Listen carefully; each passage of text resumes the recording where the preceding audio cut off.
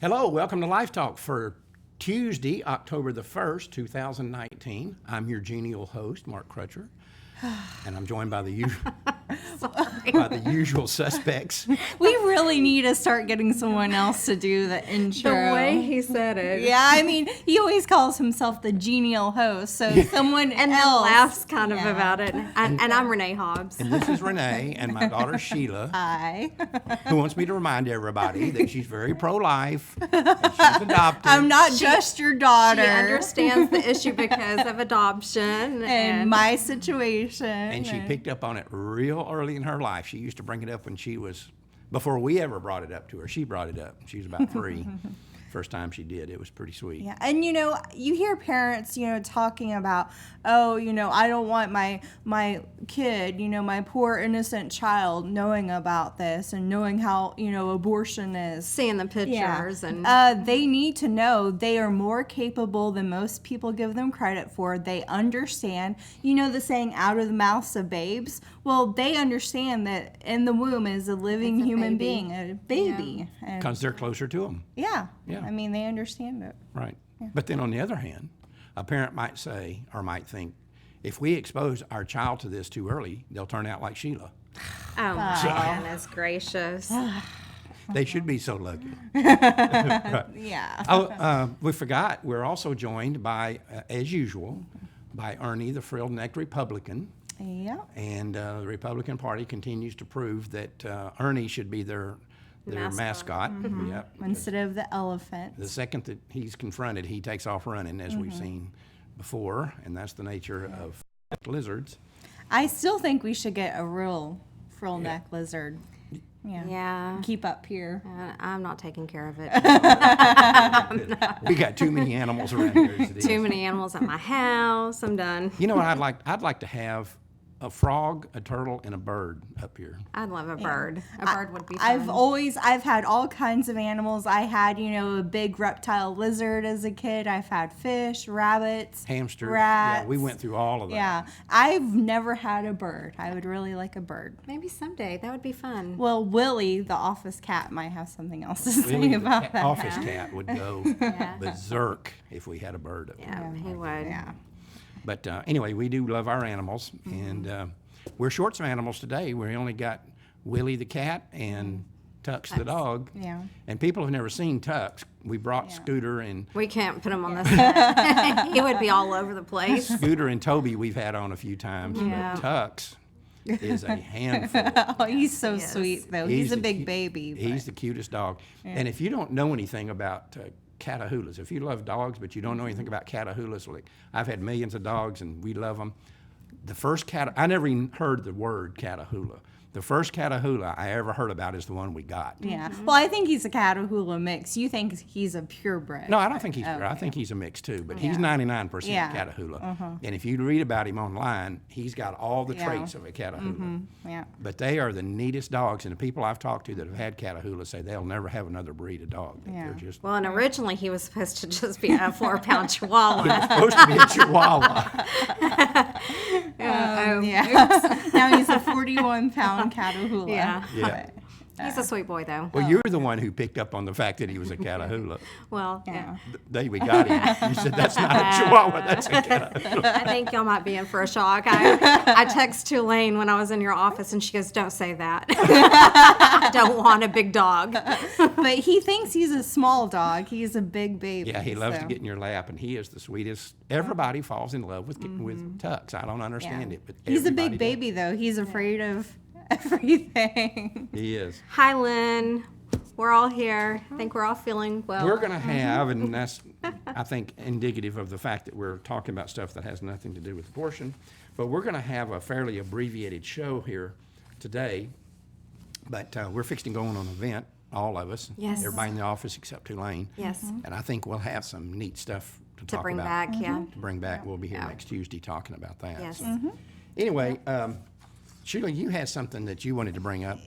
Yeah, again, abortion rights activists are acting up. I mean, what else can you expect from them? Right. But the whole issue about abortion becoming legalized in Mexico is going on right now. And so abortion rights activists took to the street and tried setting fire to a cathedral in Mexico City.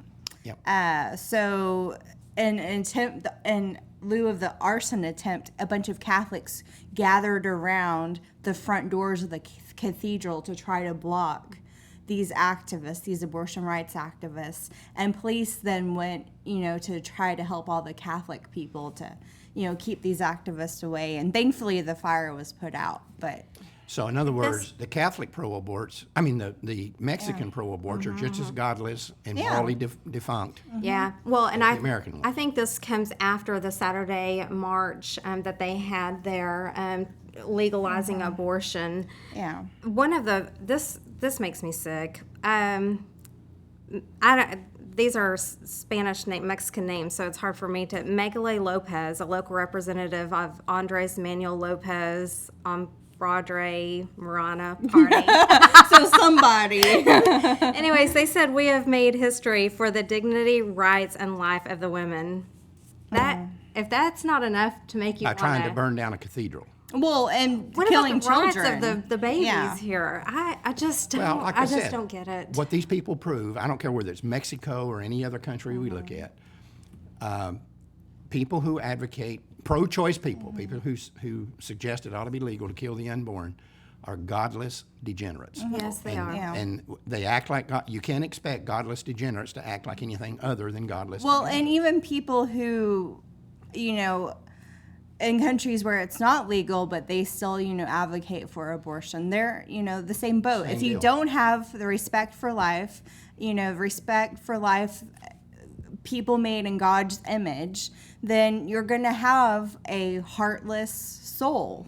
No, you're going to have no soul at all. Well, I mean, and evil, just. the Fundar Mexico group held it a historic day for women and called for legal, safe, and free abortions. That kind of sounds like California here. Yeah. That sounds It's the same group. But let me tell you something that's very important that people need to understand here.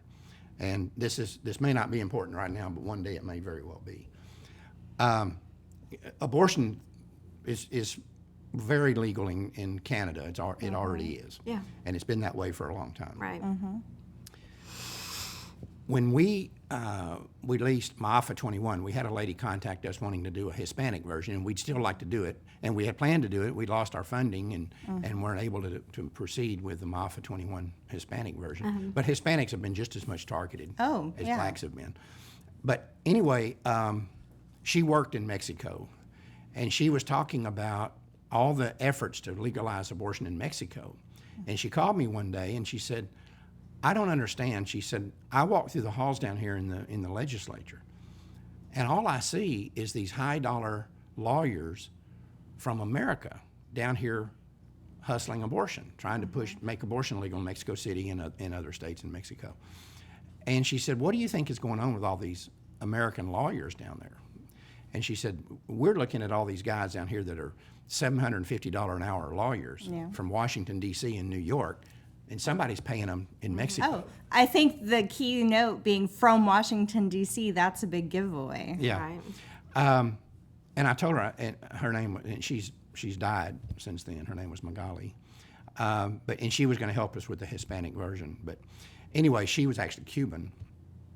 I told her, I said, Magali, you got to understand something. This is not about legalizing abortion in Mexico. It's about protecting abortion in America. And what they're doing is they're looking at, and they're out here openly stating that the end of Roe is on the horizon. And what they're going to do is they're going to try to they've already got it in Canada. Now they want to get it in Mexico. Yeah. And if abortion should be prohibited in America, what they're going to do is they're going to ring the border with abortion mills. Of course. So they'll put them all over Mexico, right near the border in Mexico, and they'll put them all around the border in Canada. And then they'll be able to ferry people back and forth to get their babies killed. It's like casinos where, it's Right. illegal in one state, but once you cross state lines, if it's legal in the next, they have casinos all up and down that border, that state line. Well, we see that right here in Texas. Oh, yeah, with Oklahoma and the And Louisiana. and the Indian reservations. And so, so what you have is you have Oklahoma and Louisiana, for example. Yeah. put all these gambling places right on the state line. Oh, yeah. And then all their advertising is in Texas, because most of the money that goes into those casinos in Texas, in Oklahoma and Louisiana, come from Texas. Oh, yeah. You see billboards, All over Dallas-Fort Worth, yeah. Or, even in East Texas, you'll Yeah. see them. And they're pushing you toward Louisiana or toward Oklahoma. Yeah. But the interesting thing about this is, why that's important is, every time there's a bill proposed in Austin, in Texas, to legalize casino gambling, the big opponents to it are the people who own the casinos in Oklahoma and Louisiana. And they go down there and they pour millions of dollars to make sure Texas doesn't legalize casino gambling, because it destroys then. How many people are going to go to that? They claim it's the world's largest casino just north of the border. In Oklahoma. WinStar. Yeah. How many people are going to go there if there are gambling casinos all over Dallas-Fort Worth and Austin and Houston? Yeah. Right, not many people. Not many. Those things will dry up. Right. So they put all this money down there to try to keep Texas from legalizing casino gambling, which I hope they don't ever do. But the fact is that this is what's going on in Mexico with all these attempts to legalize abortion down there. Yeah. This is just like the Oklahoma and the Louisiana gambling interest protect themselves in Austin.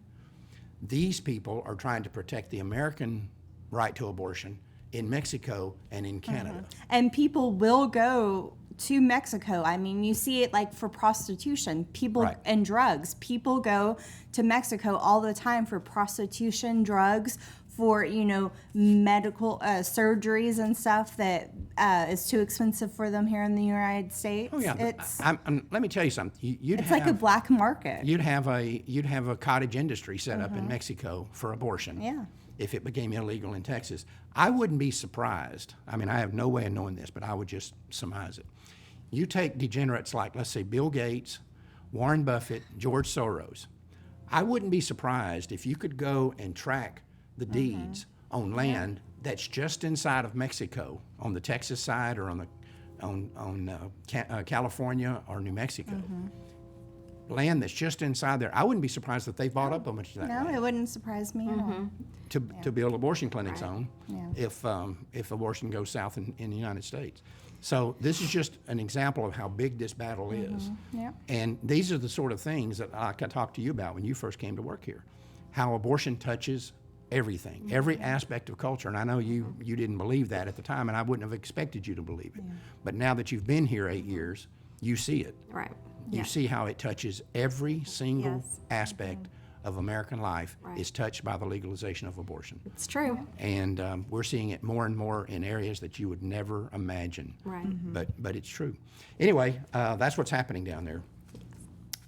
So just need to be aware of that. Let's take a few moments out for robots, and when we come back, I want to talk about correspondence that we got. I guess you got it to you about a subject that we want to go over here real quickly. Anyway, let's take a moment out for robots. In 1973, the U.S. Supreme Court legalized abortion nationwide. The decision is called Roe v. Wade, and those who defend it are known as robots. This is how they think. Pro-lifers show these graphic images of abortion with absolutely no concern about the psychological trauma seeing them might cause for women who've had abortions. Let's make one thing clear. The only women who might be psychologically traumatized by seeing these images are those who have actually had abortions. After all, there is no reason why a woman who has not had an abortion would be traumatized by seeing these pictures. In other words, it is abortion that causes the trauma, not the images of abortion. If that were not true, the effect of the graphic images would be the same for women who have not had abortions as it is for those who have had them. And no one can claim that's true. So let's not be naive about what's going on here. This argument is just a slimy attempt by the abortion lobby to blame the enormous emotional pain they have inflicted on their customers on the people who tried to prevent those abortions in the first place. The fact is, these people are not the least bit worried about their past customers being traumatized by these graphic images. They are trying to keep their future customers from seeing what an abortion really looks like until after it's over and the money is in the clinic's bank account. Now, if that's not true, here's a perfect solution to this whole issue. If the abortion industry is so concerned about women being traumatized by seeing these images, why don't they show them to their customers before they do abortions on them? That way, the women who might be traumatized could make another choice, and no woman would ever again make this decision without knowing exactly what she's doing. Of course, that's the very reason this will never happen. The abortion industry's bread and butter is low information customers, and they will do whatever it takes to keep them that way. We are back. Okay, Renee, you got a email the other day from a guy. I can't pronounce his last name. I'm sorry, Dave, but he knows who he is. And we're going to send him a mug, right? Okay. Yes. Yeah. Okay. And he was asking why we think Planned Parenthood has so much influence in our society. Mm-hmm. Because he's picked up on something that we've talked about here before, and that is that it seems like we catch them all the time at stuff that would put other people in prison or certainly shut down the organization, and it doesn't even affect them. For example, the best example of it would be the fact that we here at Life Dynamics caught them red-handed running a pedophile protection racket, Absolutely. which they're still doing. Yes. Of course. And if you think we're exaggerating, go to childpredators.com, read the report that we have there, and then listen to the 813 tapes that we made, undercover tapes. That they're protecting it, the guy that got her pregnant. We had a woman that portrayed a 13-year-old girl pregnant by a 22-year-old adult seeking an abortion to protect him, Right. keep him from going to jail. What was it? 81%. 81% of the facilities that we called every Planned Parenthood in America and all the National Abortion Federation facilities in America. We recorded all the conversations, which is perfectly legal to do here in Texas. And we've got them on our internet, every single one of them. We caught them red-handed protecting the men. Many of them would even tell this girl, look, darling, that's statutory rape. We're supposed to report that. So when you come in here, don't you use your real name. Don't give us your real address. Don't give us your real phone number. Your age. we Have don't him want sit it- out in the car. Don't tell us about him. And some of them even went to the point of giving her advice on how to keep other adults Yes. from finding out about this and revealing it. that's They're right. protecting the men who rape children. Of course, because the men are the ones that money. Exactly. Right, the men are the guys with the money, and they're not going to run off their best customer. So when you got a 12-year-old girl, and let's understand how big this problem is. We've got all the sites for it in our website. Among girls 15 and younger, we're not talking about 16, 17, 18-year-old girls. We're talking about 15 and younger. Among those girls who get pregnant in the United States, the conservative estimates are 60 to 80% of them are impregnated by adults, not by other children. Yeah. And Planned Parenthood, and we got quotes in there, they're totally aware of this. Oh yeah. So when they're doing an abortion on a 13, 14, 15-year-old girl, they know good and well that it's more likely than not that she's pregnant by an adult. And plus, a young girl like that getting an abortion should raise red flags, period. Well, first off, the red flag it should raise is that in all 50 states, that's a mandatory reporting situation. Exactly. And none of them are doing it. No. It's not happening. And some of them, even on these calls, said, look, if you come in here and tell us this information, we're going to have to report it. We're mandatory reporters. So when you come here, don't you tell us how old you are, or if you've got some fake ID, that's okay. One of them even suggested that she bring in, because they have parental notification in there. It's here in Texas. Has parental notification. They told her to bring in an adult male that could look old enough to be her father. And she said the guy that got her pregnant has a 50-year-old uncle. And she said, would he work? And she said, if you don't tell us his age, or your age, or the age of the guy that got you pregnant, that'll be fine. Bring him Right. in. He can pose as your father. Right. So they're encouraging her. And I'll say it again. Planned Parenthood and the National Abortion Federation are operating a nationwide pedophile protection racket, and we proved it. If that's not true, what I just said is libel and slander on its face. Sue me. Oh, yeah. And I've been saying this now for all these years. I've said it on hundreds of national television and radio broadcasts. They're not going to sue. And we've had, I've taken calls before where we've had clinic directors or someone who works at a Planned Parenthood facility or, another abortion facility say, hey, we're on your website, childpredator.com. They said, we don't do that. That's not true. Take us off or we're going to sue you. And I've said, it is true. We have the proof right there. If you feel that way, then go ahead and sue us. Call your lawyer. Yeah. Get your lawyer involved. And they don't. And guess what? We've never heard from them We've again. never been sued by one of these people because they know we've got the proof.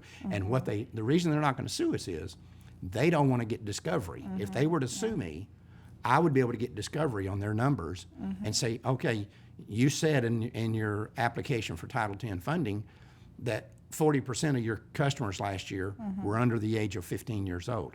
How many reports did you make? Yeah. 0.